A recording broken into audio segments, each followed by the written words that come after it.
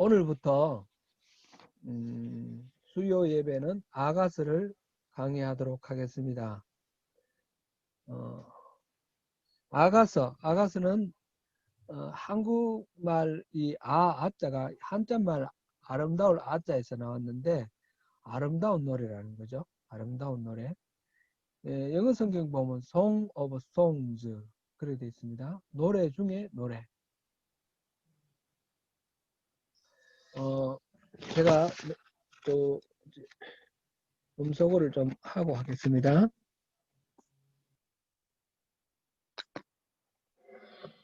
네, 됐습니다.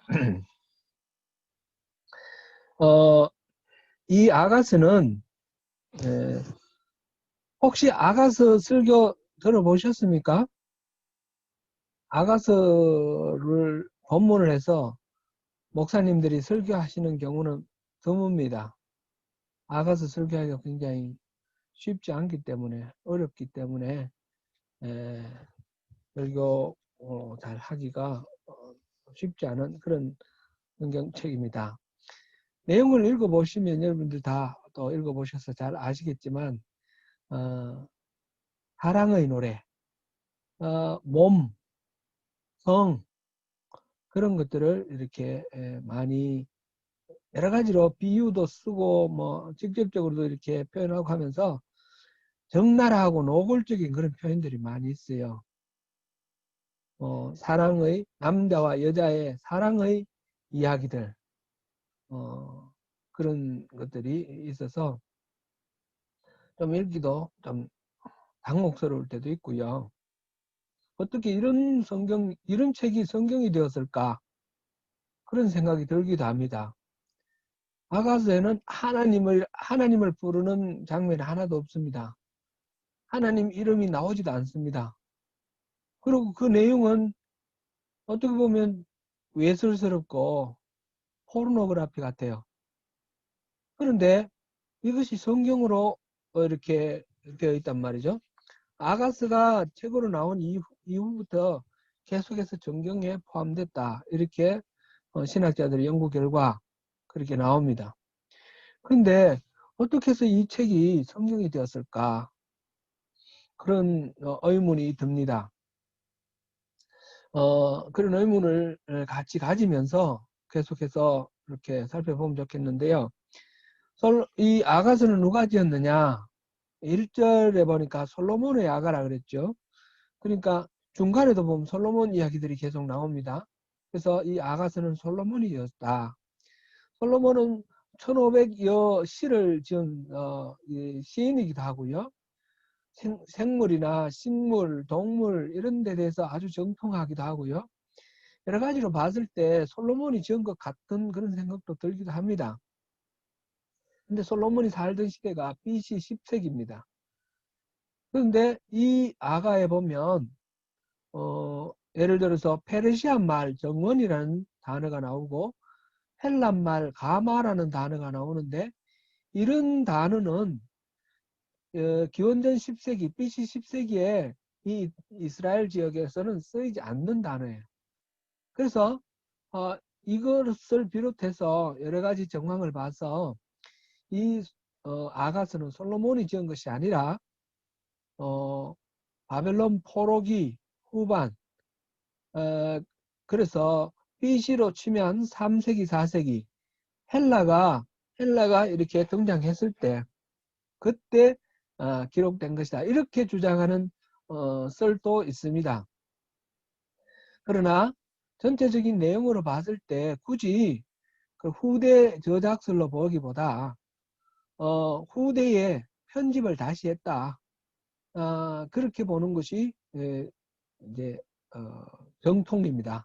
정통 주류 신학자들의 그런 주장이고 우리는 또 평소에 그렇게 알고 있는 대로 아는 것이 좋겠습니다. 이것을 우리가 솔로몬이 지었다. 그 다음에 이게 성경이다.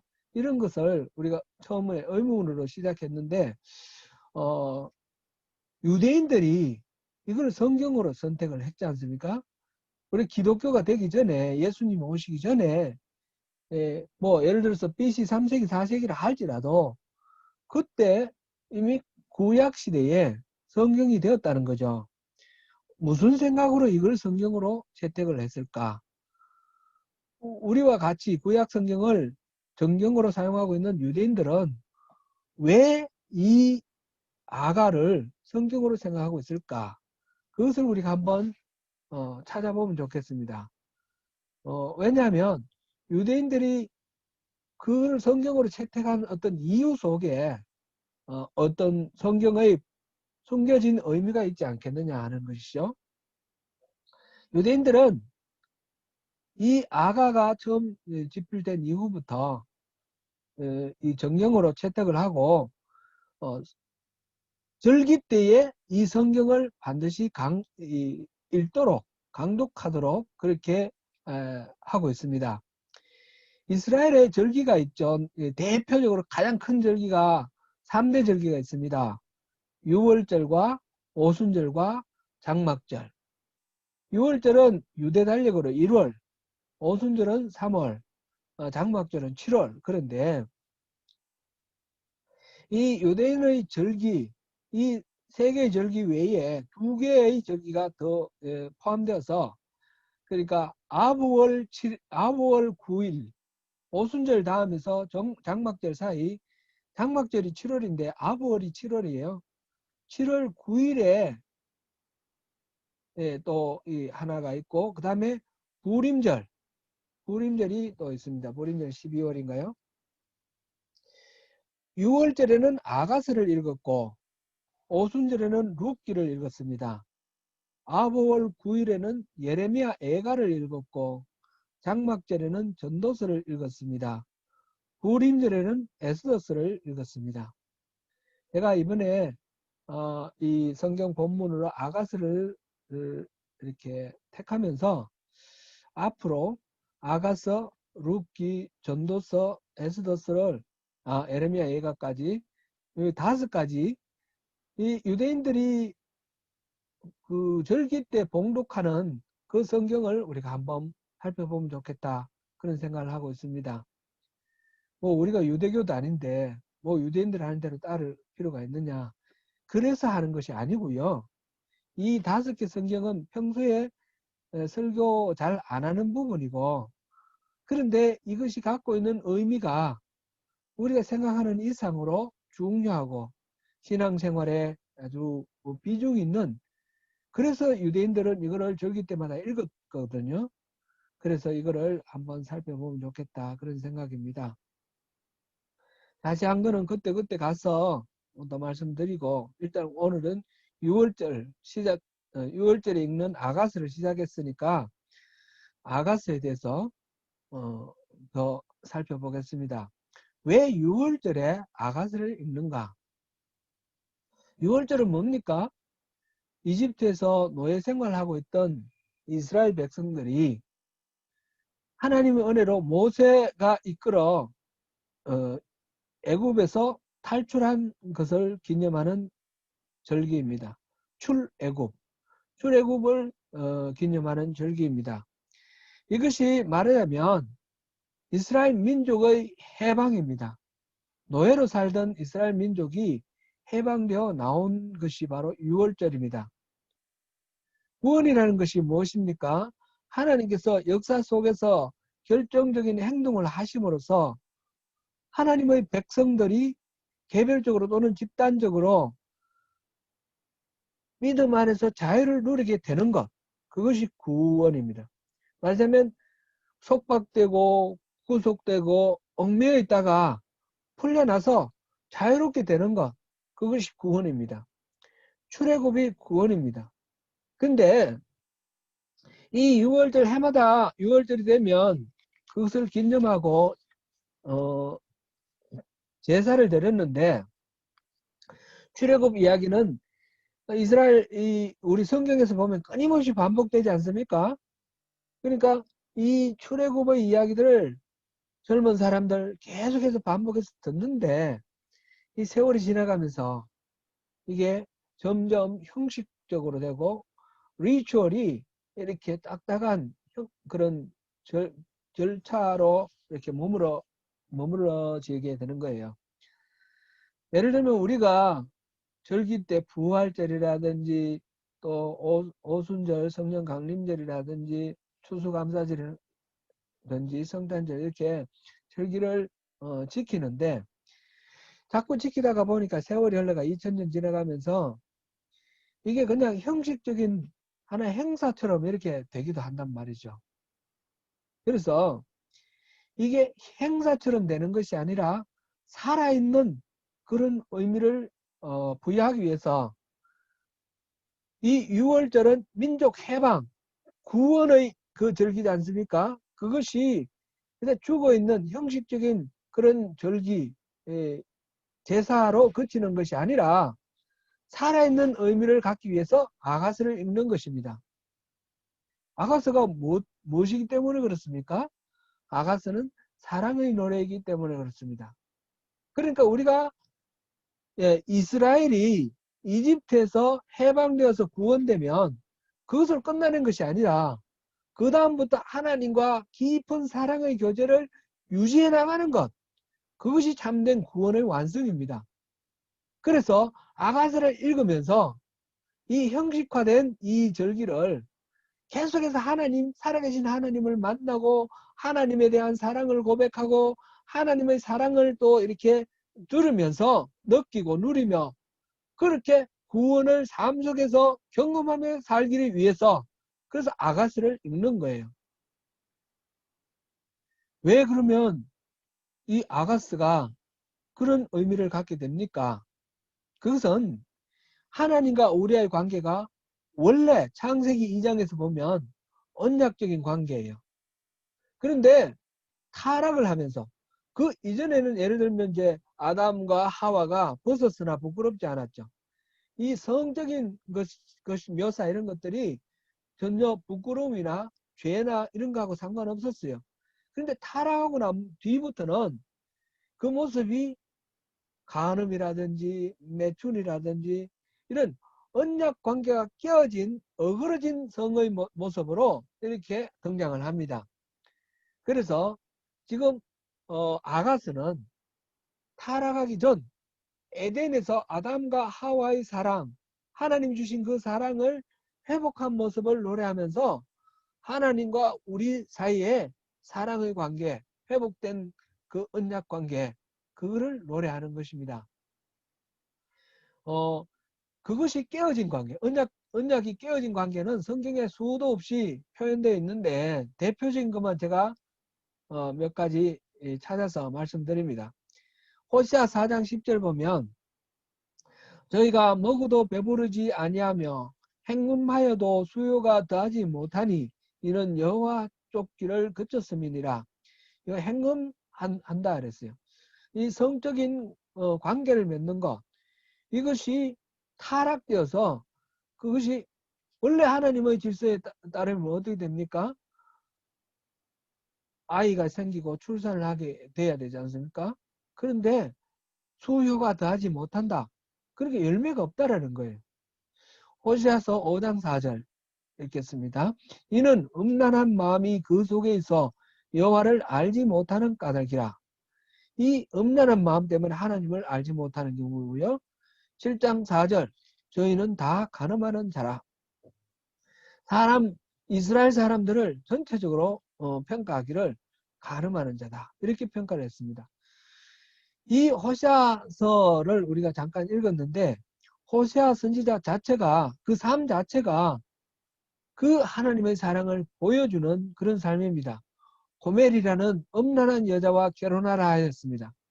그 말씀 듣고 호시아는 고멜과 결혼을 했는데 고멜은 그 선지자의 남편 호세아를 배신하고 다른 남자를 찾아갔습니다. 호세아는 그 잃어버린 고멜을 찾아가서 값을 주고 다시 되찾아옵니다. 그러면 고멜은 또 도망을 갑니다. 이러한 고멜에 대한 사랑을 명령하시면서 하나님은 하나님 자신이 끊임없이 배반하는 이스라엘을 얼마나 사랑하고 계시는지 그걸 보여주셨습니다.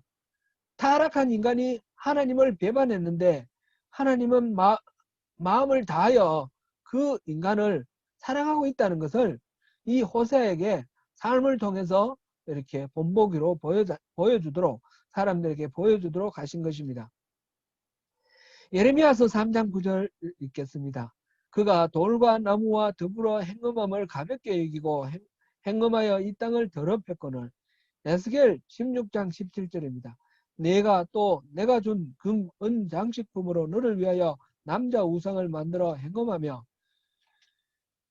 지금 수많은 그 예언서들, 특별히 예레미야와 에스겔, 여기 행음이라는 단어가 많이 나오는데 그 행음은 뭡니까?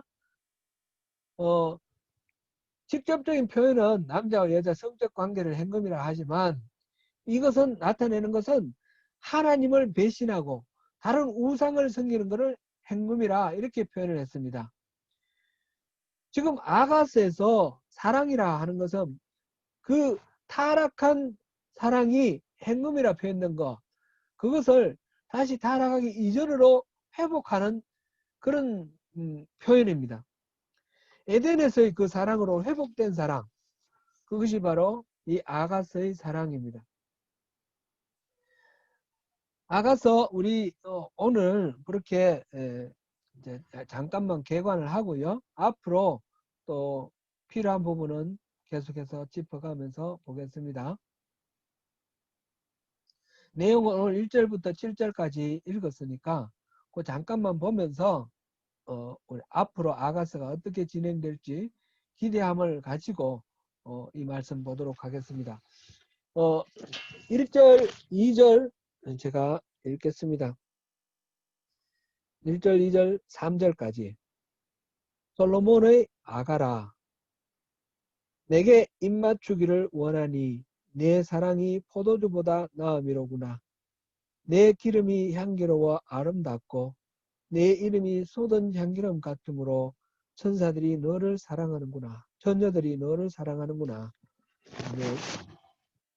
포도주라는 걸 지금 2절에 나와 있는데 사랑이 포도주보다 낫다. 포도주는 잔치할 때마다, 모든 잔치할 때 반드시 필요한 것이 포도주죠. 이 이스라엘 사람들.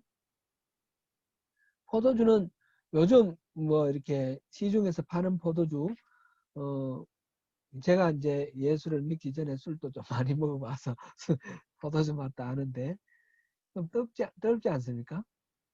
근데 집에서 담는 포도주, 원래 재래의 포도주는 달콤하죠. 아주 달콤하죠. 우리 형님이 포도 농사를 지으셔서 포도주를 담아서 이렇게 또 맛보여 주시고 그래서 제가 먹어봤는데, 포도를 따서 껍질을 벗겨서 깨고 그게 설탕을 넣어가지고, 포도와 설탕만 넣습니다. 딴 거 없습니다. 효모는 포도 안에 있는 그 껍질 안에 효모가 있고요. 뭐 술이라든지 뭐 이런 거 넣을 거 없습니다. 포도와 포도 알맹이와 설탕만 넣으면 포도주가 되는 거죠. 이 포도주는 달콤합니다. 그 달콤한 거 맛있다고 좀 먹다가 보면 취하는 거죠. 그래야 정신 없어지는데 조심해야 됩니다. 여기서 포도주라는 거는 바로 그러한 달콤한 사랑을 말합니다. 지금 이게 나중에 이제 나오겠는데 술람미 여인입니다. 술람미 여인과 솔로몬의 사랑인데, 술람미 여인이 솔로몬에게 사랑을 갈구하면서 고백하는 그런 장면이 1절부터 4절까지 내용입니다.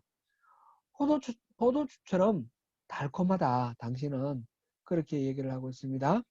그러면서 내 기름이 향기로워. 지금 이제 술람미 여인이 솔로몬에게 너의 기름이 향기롭다 그렇게 말하죠. 기름은 이 올리브 기름 뭐 여러 가지 기름들이 있는데 불을 피울 때도 하고 여러 다용도로 식용으로도 쓰기도 하고, 그런데 여기서는 화장품이에요. 화장품.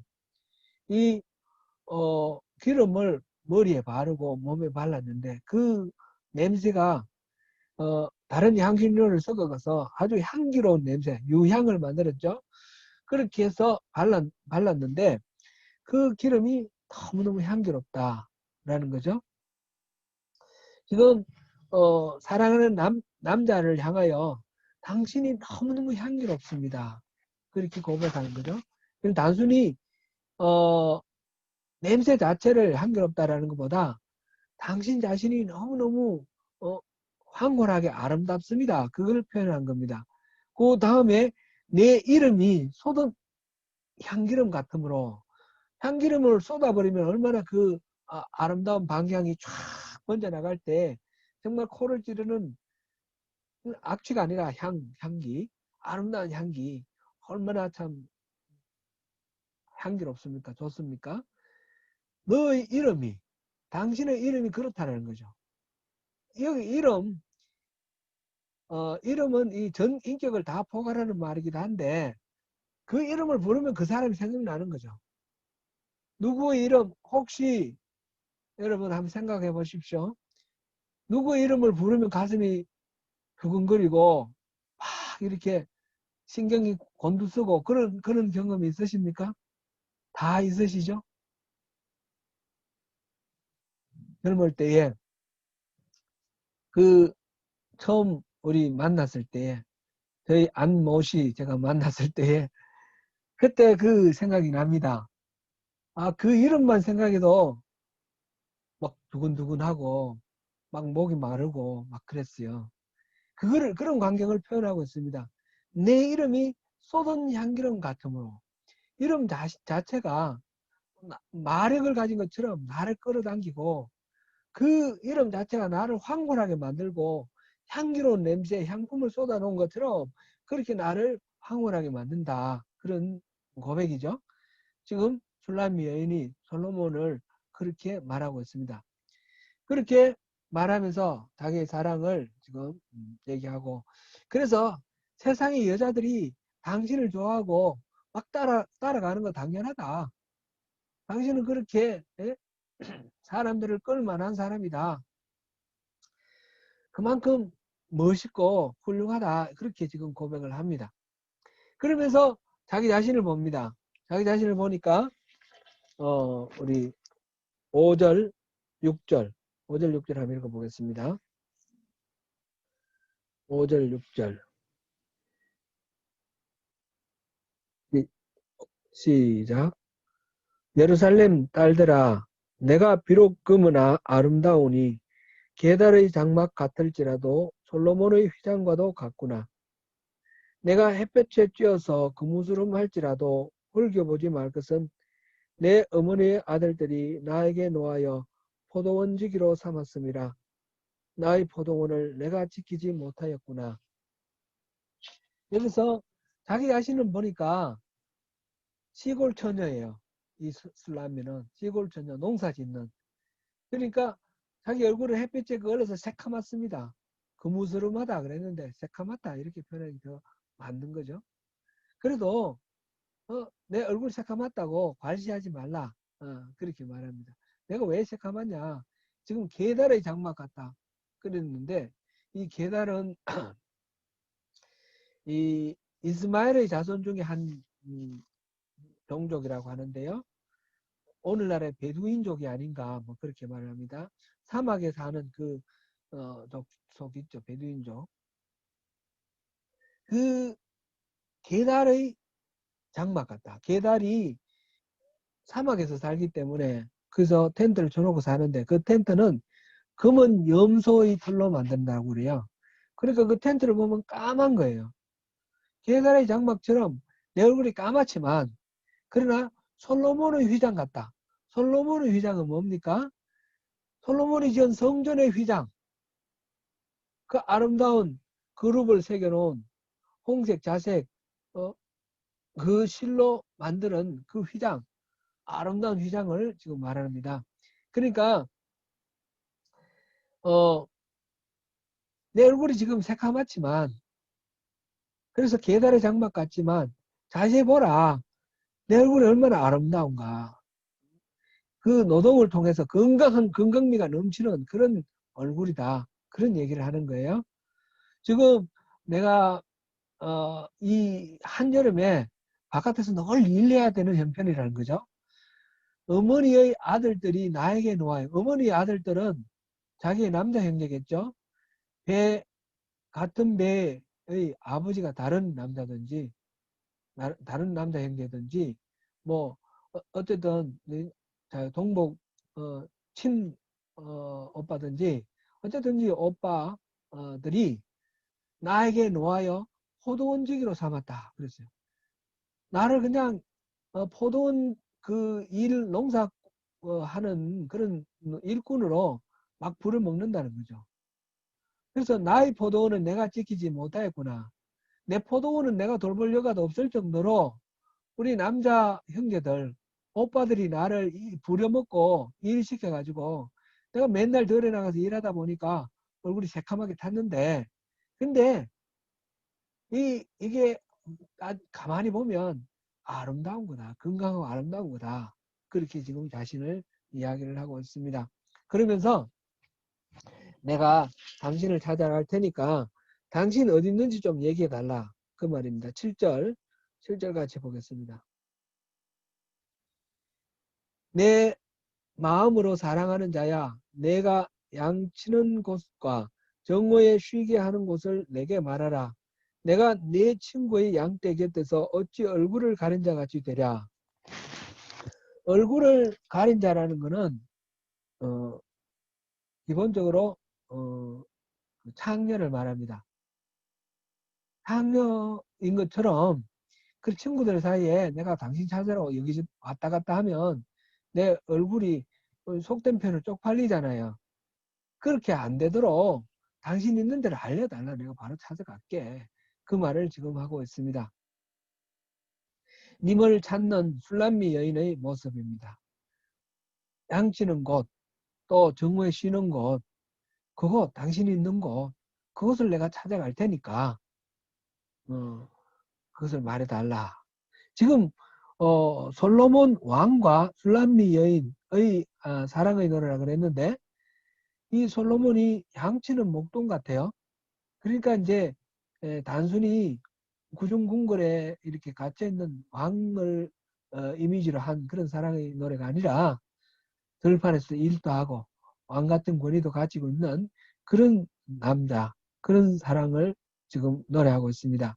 지금 술람미 여인이 이 솔로몬을 노래하는데 솔로몬에게 사랑을 고백하는데 이 왕 솔로몬의 대상이 말하자면 이게 이제 그리스도의 예표다 이렇게도 말하기도 하고 이스라엘 사람들이 유대인들이 지금 6월절에 이 성경을 읽는 이유는 바로 이 솔로몬이 하나님이시고 술람미가 이스라엘 백성이다. 그렇게 비유로 생각을 하고 있기 때문에 그렇습니다.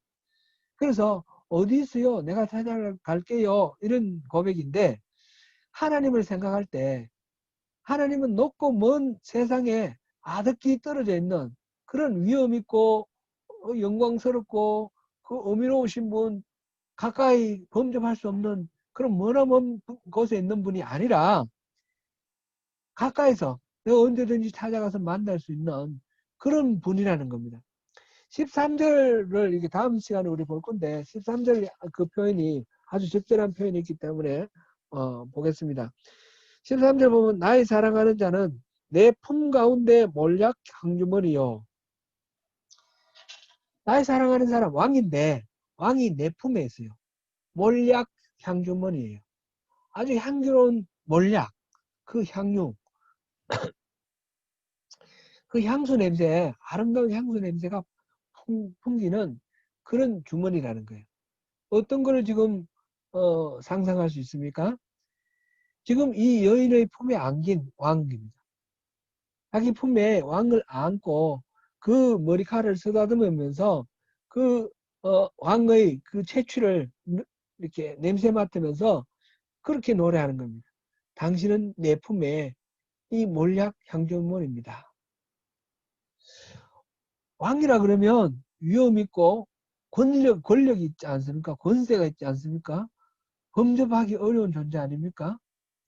이거는 뭐 예를 들어서 초선품에 안긴 동탁을 한번 생각해 보시죠. 삼국지에 나오는 초선, 동탁. 동탁 아주 어, 용맹하고 무서운 그런 장군인데 초선품에 들어오면 어린애가 되는 거예요. 순한 양이 되는 거예요.